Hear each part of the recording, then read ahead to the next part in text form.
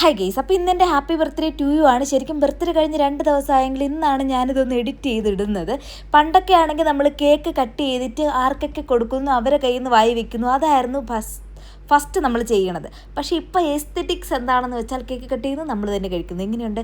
ശരിക്കും പറഞ്ഞാൽ ഈ ബർത്ത്ഡേക്ക് ഇത്രയും വർഷം ഫാമിലിയുടെ ഒപ്പം നിന്ന് ആഘോഷിച്ചിട്ട് ഇപ്പം ഭയങ്കര ഒറ്റയ്ക്കായി പോയി എന്ന് വിചാരിച്ചുകൊണ്ട് ഒന്നും വേണ്ടാന്ന് പറഞ്ഞിരുന്നപ്പോഴാണ് ഇങ്ങനൊരു സർപ്രൈസ് കിട്ടിയത്.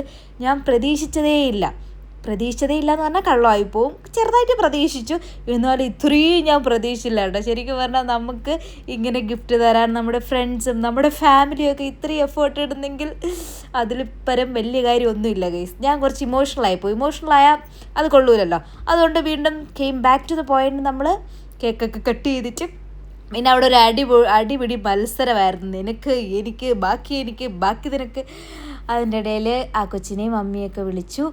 അവരും ഇവരും എല്ലാവരും കൂടെ ചേർന്നാണ് എന്നെ ഭയങ്കരമായിട്ട് സർപ്രൈസ്ഡ് ആക്കിയത്. പിന്നെ കരയൂല എന്ന്, ഞാൻ കരയണതൊക്കെ ഔട്ട് ഓഫ് ഫാഷൻ, നമ്മൾ മാക്സിമം എൻജോയ് ചെയ്യുക, അപ്പം അത്രേ ഉള്ളൂ.